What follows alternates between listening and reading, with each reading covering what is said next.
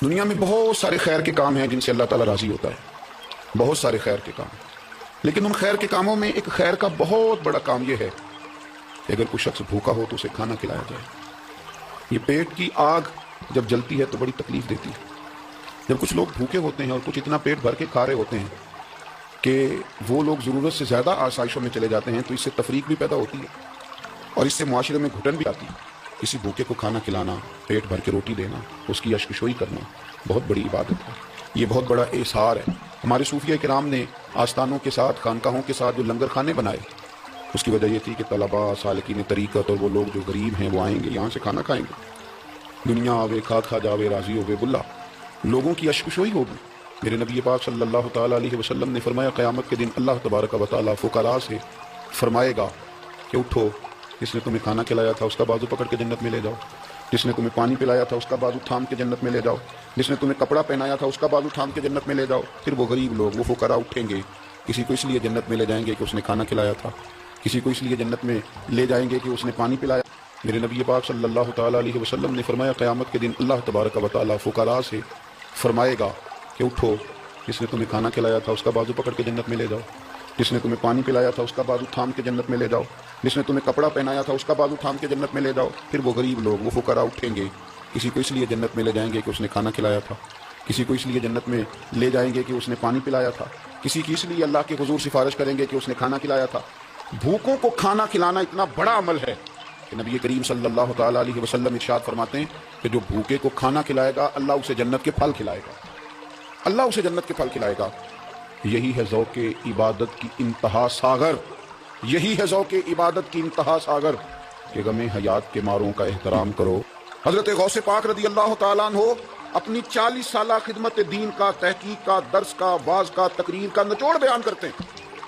صوفیاء کو ماننے والے، عقیدت رکھنے والے، مرید ہونے والے، غوث پاک کی 11ویں لینے والے، ان کے نام کے تذکرے کرنے والے سنیں۔ حضرت غوث اعظم فرماتے ہیں میں نے تحقیق کی ہے لیکن بھوکوں کو کھانا کھلانے سے زیادہ میں نے خدا کا قرب پانے والا کوئی عمل بھی نہیں دیکھا۔ نبی اکرم صلی اللہ تعالیٰ علیہ وآلہ وسلم نے فرمایا مومن اپنے گناہوں کو پہاڑ کی طرح سمجھتا ہے، یہ بخاری میں حدیث ہے۔ مومن پہاڑ کی طرح جانتا ہے اور وہ ڈرتا ہے کہ کہیں وہ پہاڑ اس کے اوپر گر نہ جائے، یعنی کہیں مجھے میرے گناہ کی سزا نہ مل جائے۔ چھوٹے گناہ کو بھی پہاڑ جانتا ہے، یار مجھ سے غلطی ہو گئی، مجھے ٹھیک کر لینی چاہیے، مجھے معافی لے لینی چاہیے، مجھے توبہ کر لینی چاہیے۔ مومن اپنے اوپر گناہ کو پہاڑ کی جانب سمجھتا ہے۔ اور حضور علیہ الصلوۃ والسلام فرماتے ہیں کہ یہ جو فاسق اور فاجر ہوتا ہے نا، اللہ کا نافرمان، یہ گناہ کو مکھی کی طرح سمجھتا ہے، یہ سمجھتا ہے میں نے اشارہ کرنا ہے مکھی نے اڑ جانا ہے۔ مومن کی علامت یہ ہے کہ وہ پہاڑ جانتا ہے، اگر غلطی ہو جائے تو پہاڑ۔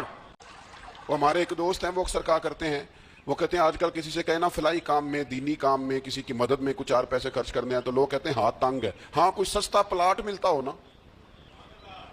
اور اگر یہ سمجھ آ جائے کہ وہ مجبور ہے بیچارہ بیچنے والا، تو پھر کہتے ہیں میں 2-3 دوستوں کو پھاڑ لے سن۔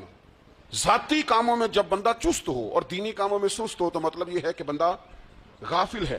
پہلی علامت غفلت کی، اور غفلت کی دوسری نشانی یہ ہے کہ انسان گناہ کے کاموں کو معمولی سمجھنے لگ جاتا ہے، یہ غافل بندے کی نشانی ہے۔ گناہ کو معمولی سمجھتا ہے، چھوٹا سمجھتا ہے۔ آج کل لوگ کہتے نہیں میں کو اکیلا کر رہا ہوں، ساری دنیا ہی کرتی ہے۔ اور جناب کیا ہو گیا، اگر یہ غلطی ہو گئی تو بندے سے ہو ہی جاتا ہے۔ گناہ کو معمولی سمجھنا، چھوٹا سمجھنا اور کہنا پھر کیا ہو گیا ہے، انسان سے غلطی ہو جاتی ہے۔ آپ دیکھ لیں کہ سینکڑوں بیسیوں گناہوں کا بوجھ ہمارے سروں پہ ہوتا ہے، لیکن کوئی ہمارا دبدبہ ہے، کوئی ہماری گفتگو ہے، کوئی ہمارے جملوں میں خود پسندی ہے، کوئی ریاکاری ہے، کوئی تصنع ہے۔ یہ غافل بندے کی۔ حضرت غوث پاک رضی اللہ تعالیٰ عنہ اپنی 40 سالہ خدمت دین کا، تحقیق کا، درس کا، واعظ کا، تقریر کا نچوڑ بیان کرتے ہیں۔ صوفیاء کو ماننے والے، عقیدت رکھنے والے، مرید ہونے والے، غوث پاک کی 11ویں لینے والے، ان کے نام کے تذکرے کرنے والے سنیں۔ حضرت غوث اعظم فرماتے ہیں میں نے تحقیق کی ہے لیکن بھوکوں کو کھانا کھلانے سے زیادہ میں نے خدا کا قرب پانے والا کوئی عمل بھی نہیں دیکھا۔ فرماتے لوگوں اگر میرے پاس کل دنیا کے خزانے آ جائیں، غوث اعظم جیلانی فرماتے ہیں میرے پاس اگر کل دنیا کے خزانے آ جائیں میں سارے ہی بھوکوں کو کھانا کھلانے میں صرف کر دوں گا۔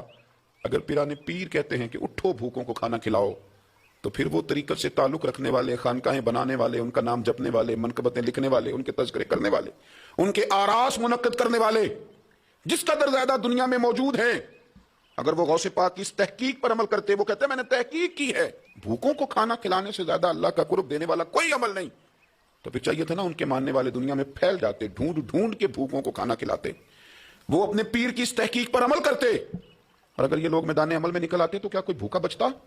جتنی تعداد میں غوث اعظم کے ماننے والے ہیں، اگر وہ کھانا کھلانے پہ نکل آتے تو کیا کوئی ماں رات کو اس لیے روتی کہ اس کے بچے نے روٹی نہیں کھائی؟ کیا کوئی باپ اس لیے تڑپتا کہ اس کے بچے نے روٹی نہیں کھائی؟ کیا ایسا ہوتا تھا کہ بڑے بڑے ہوٹلوں کے دروازوں پر لوگ کہتے کہ ایک روٹی مجھے بھی مل جائے؟ لیکن ہم نے اپنے بزرگوں کا نام تو جپا، ان کی تعلیمات نہ سمجھ سکے۔ غوث اعظم رضی اللہ تعالیٰ عنہ فرماتے ہیں لوگوں میں نے تحقیق کی ہے، تحقیق کی ہے، تحقیق کی ہے، تمام اعمال کی تحقیق کی ہے، لیکن بھوکوں کو کھانا کھلانے سے بہتر مجھے کوئی عمل نظر نہیں آیا۔ میرے پاس اگر کل دنیا کے خزانے آ جائیں تو بھوکوں کو کھانا کھلانے پہ لگا دوں گا۔